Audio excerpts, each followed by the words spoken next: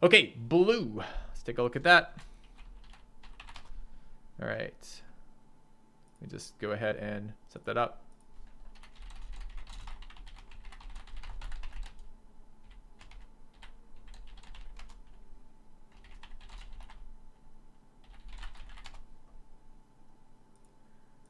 All right.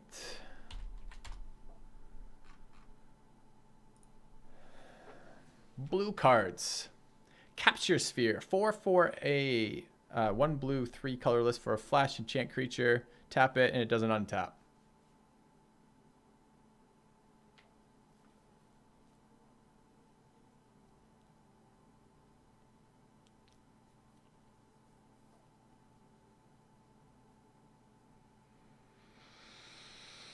I mean, it's blue removal. It's an instant speed. That's a plus.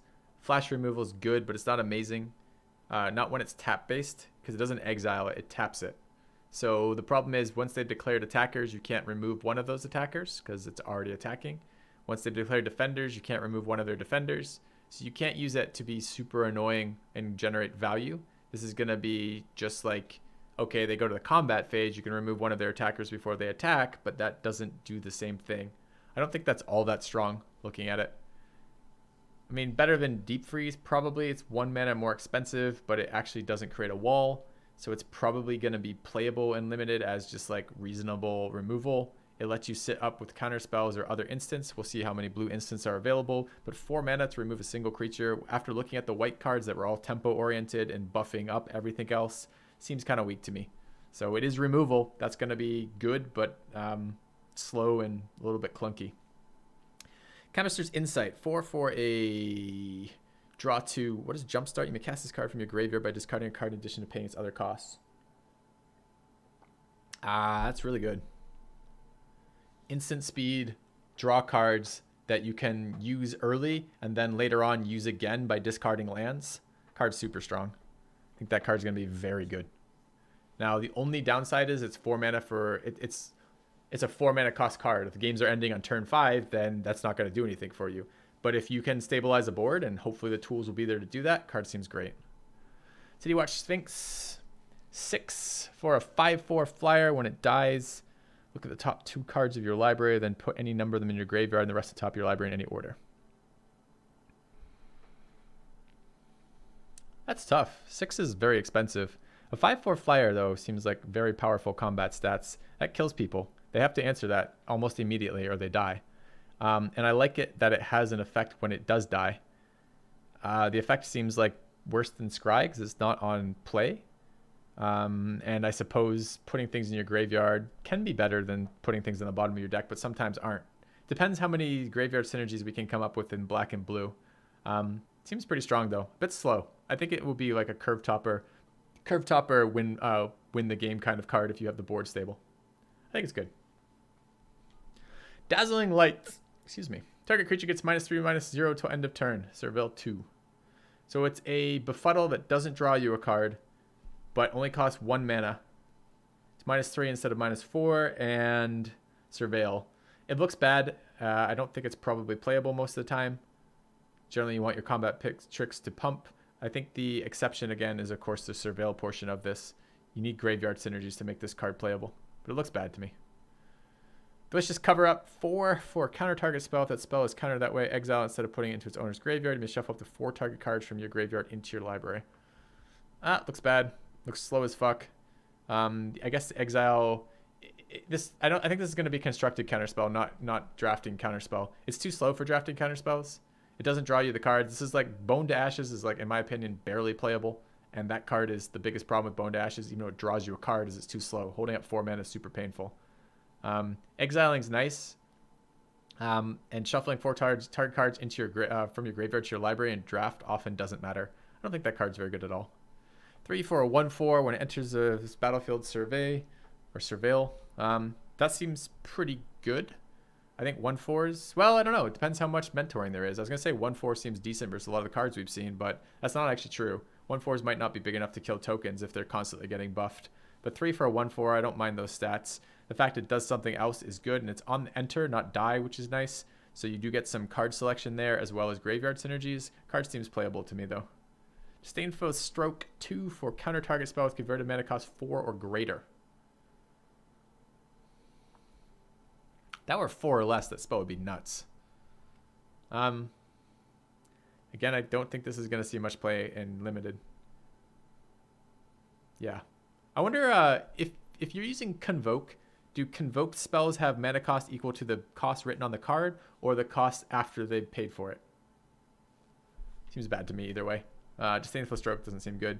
Dream Eater, it's a rare. 6/4, 4/3 flash flyer. When it enters the battlefield, surveil 4. When you do, you may turn target non-land permanent an opponent controls to its owner's hand. Card's amazing. So let me get this straight. It's a 4/3 flyer. 6 is a lot for a 4/3 flyer, but that's Urgoros price. But you can play it as a flash creature, so the end of opponent's turn, or middle of their turn. You get to surveil 4, so you get massive amounts of card selection as well as graveyard synergy. And then you return target non-land permanent opponent controls to his owner hand. Card is amazing. Seems so super good to me. All right. Drowned Secrets 2. Whenever you cast a blue spell, you target player puts up to 2 cards in their library into their graveyard. It's like it's a mill card and it's cheap.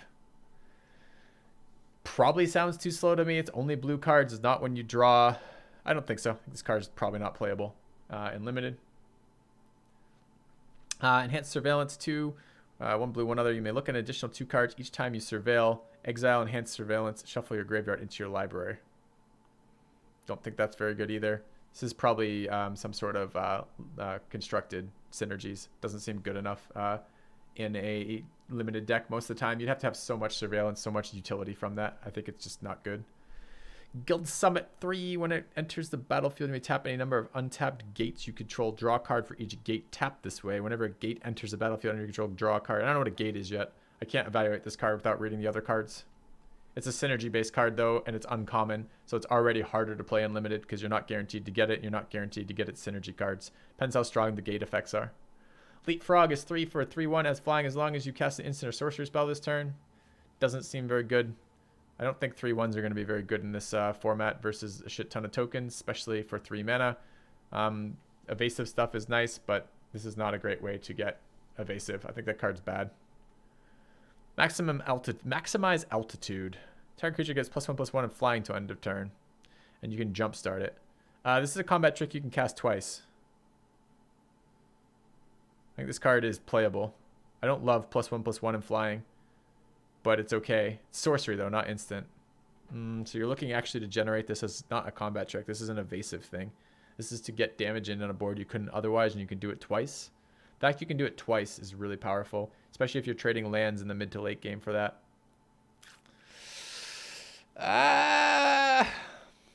Are there going to be blue aggro decks trying to use evasion? Maybe.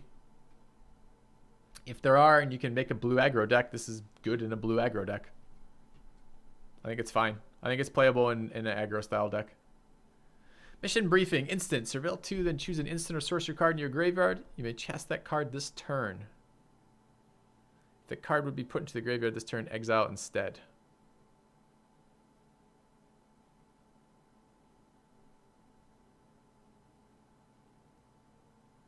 The instant or sorcery restriction is a little bit painful. But it feels like that's a way to replay removal at +2 cost.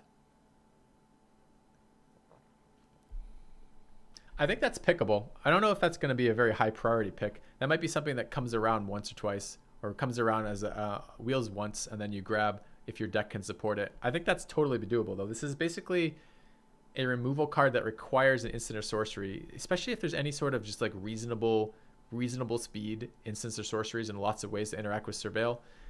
This requires synergy, so it's a little bit weaker and limited as soon as I think that. It's 2 mana cost, so the tempo is kind of bad, but it is a value card. I guess it's not massively value. It's not like Mirari Conjunction or something. I'm not super excited about this card. I think you could play it, but I don't think it's super powerful unless there's a ton of low casting cost instants and sorceries that have high impact, like removal. And I bet you blue doesn't have a lot of that. So maybe, but I don't think so. All right. Murmuring Mystic. 4 for a 1/5. When you cast an instant or sorcery spell, create a 1/1 blue bird illusion creature token with flying.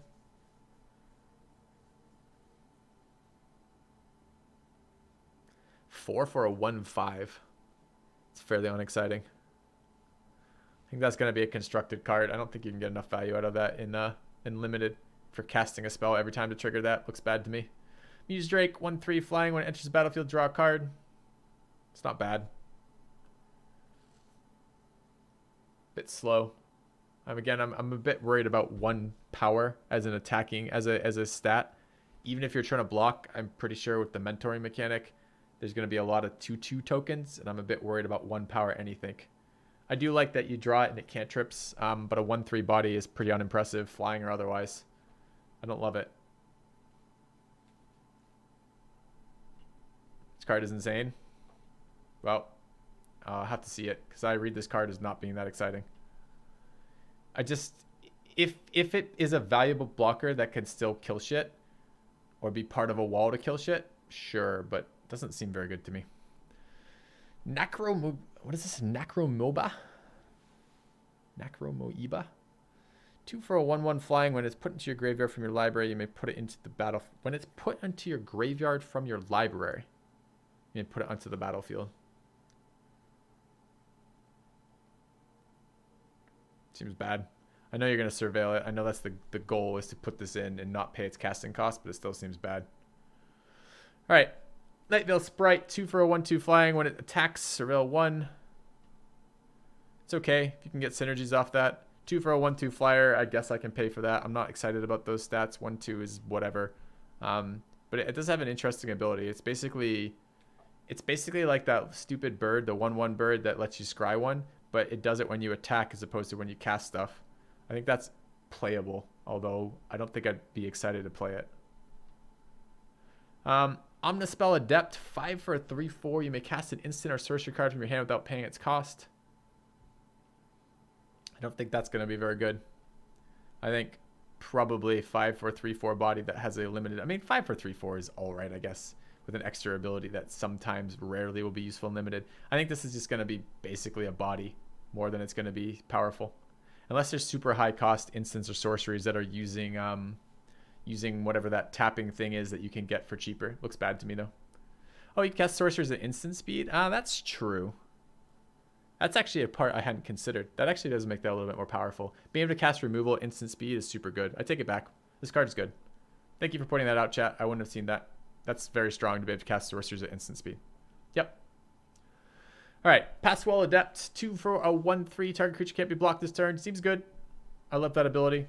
Making creatures unblockable is super strong for stalled boards. I don't know if you're going to be able to stall boards in here, but a lot of good. I feel like a lot of limited play. You're trying to set up a stalled board and kill them with evasive creatures. That seems like exactly what you want to do. 2 for a 1/3 body is really good price-wise, and it has wizard synergies, and it has a ability you can dump your mana in the mid game. Seems great to me, especially if there's cards like Nightveil Sprite. If there's a couple more blue cards that have on attack effects or on damage effects to player, then the Passwell Adept becomes even better. Quasi Duplicate. Create a token that's a copy of target creature you control, and you can cast it twice. Seems really good. For 3 mana, that's cheap as hell. Yes, it's a token. Tokens are a little bit less resilient than regular creatures, but Jumpstart means you can play it again. So later on, instead of having a card like a stupid land in the late game, you can cast it again. Card seems very strong. I'd pick that a lot. Radical Idea, 2 for instant draw card, Jumpstart. I don't even mind this card. So replaces itself once for 2 mana, and then replaces a land later for 2 mana. You can cast it when you want to cast it as an instant. I'm not excited by this card. It feels a lot like Opt to me.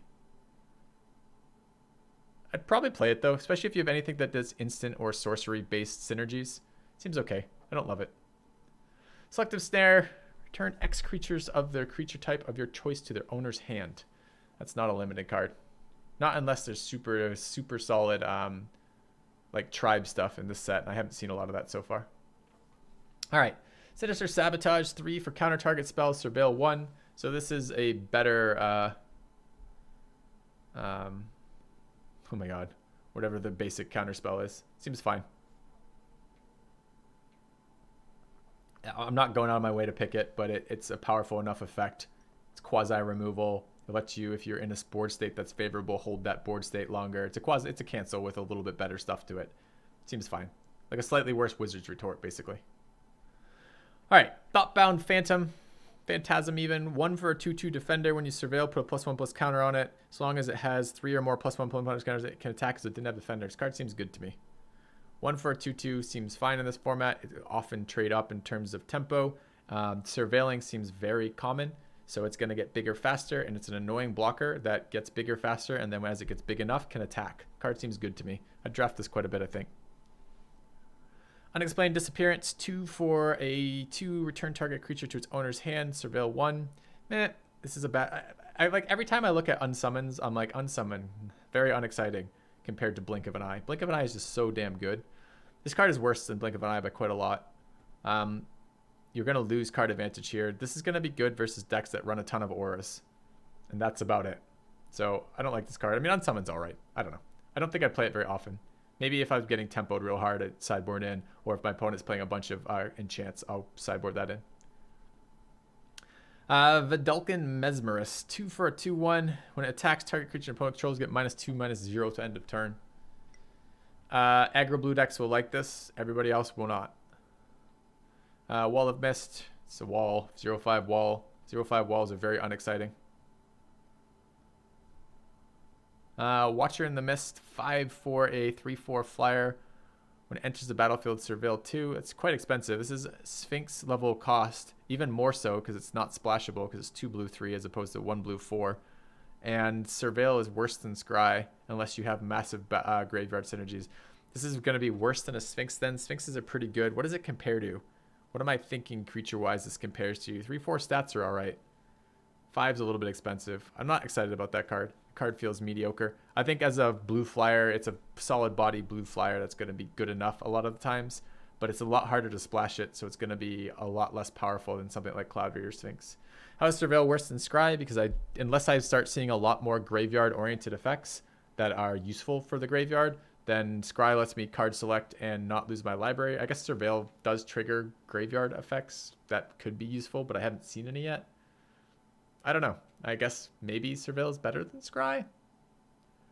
I guess putting on the bottom of my library is essentially discarding it, but if I discard it, I have active abilities to bring it back, like Jumpstart. No, you're right. I guess Surveil is probably slightly better than Scry, which would explain the cost of it. Still not splashable. I don't think it's going to be as good as Sphinx still. But, okay.